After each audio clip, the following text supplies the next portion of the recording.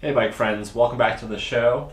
Today I've got a little something special for you. Behind me I have this specialized Stumpjumper, and you'll notice that it might look a little bit aged, and there's a reason for that. I found this at a flea market for around $20. I spent $20 on the frame and some other components on it. I'm going to show you exactly what I got and how you might be able to find a deal similar.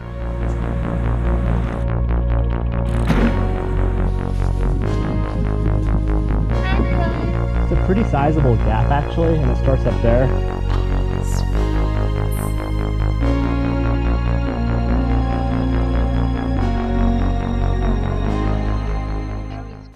But yeah, it's pretty cool. I got it for $20, and right here you can see that this tag here, I'm gonna rip it off, says 75.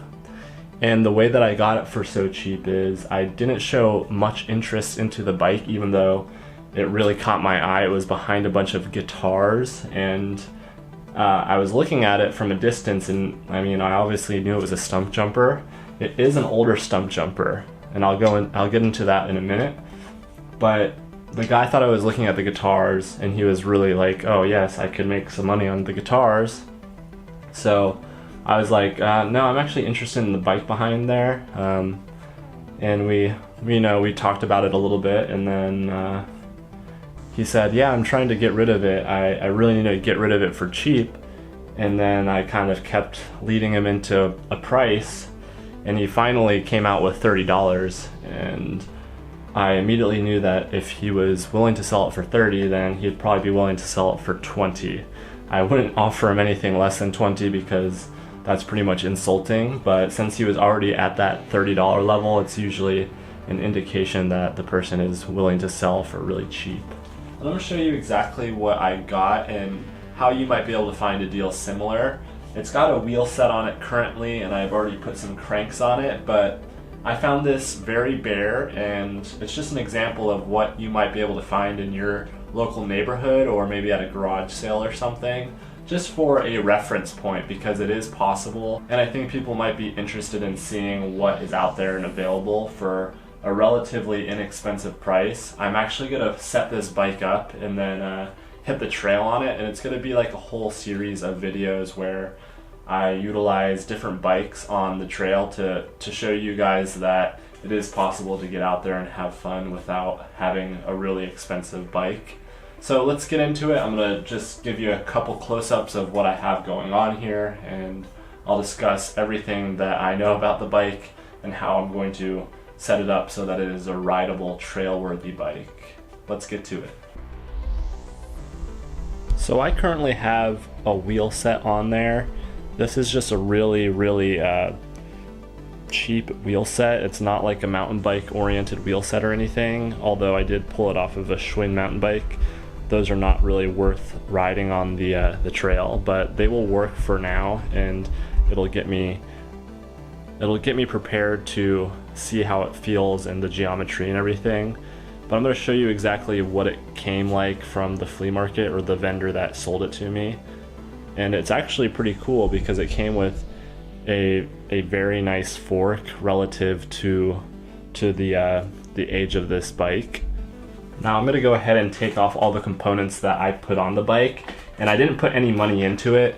That's because I actually buy and sell bikes on Craigslist, so typically I'll find a bike at like a thrift store or something, and if it's under $10, then I'll pull the trigger on it and resell it if it's in working condition. Try to give it a little bit of a tune-up and do whatever repairs need to be done to the bicycle, and then I'll resell it if I can. And sometimes I buy lots of bikes, like it'll be a bulk deal where it's like $30 for 5 bikes, and then I'll just end up with a bunch of parts. And that's why having like a 26er is good, because you'll always have parts for them, even though they might not be the best parts. So I took off the front wheel already. These cranks are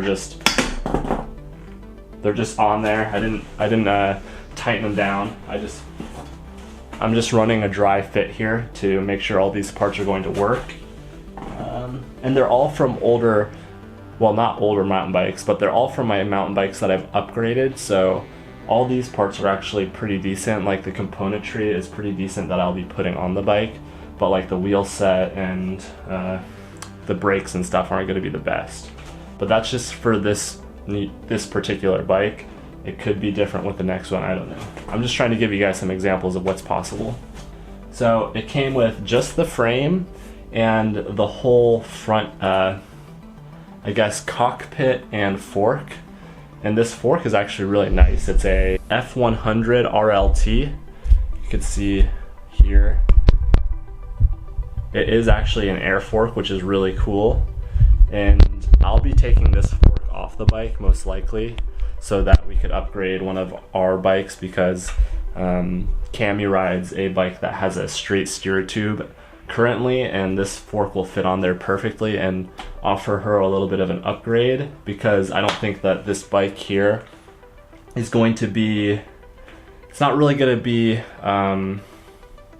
in the interest of somebody who is very into mountain biking. So if it has like not the best coil sprung fork on it from a big box mountain bike, then they're not going to really tell the difference. And this fork here, this is actually worth something, and I want to make sure that I utilize this instead of just selling it, because realistically this bike is only going to probably gather about maybe $200 if it's done in a way that is like really trail worthy. But if I just try to put it together as like a road commuter, then it'll only be worth like $150 as a resale. So I'll be losing a lot of money if I give this fork away. And another cool thing is the fact that this has a Chris King headset. So these are pretty highly regarded sealed bearing headsets.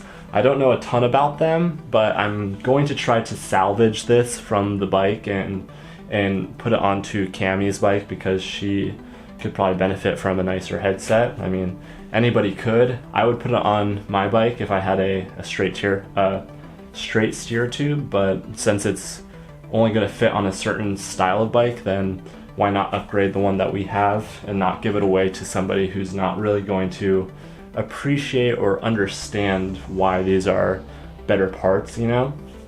So that's pretty much what came on it.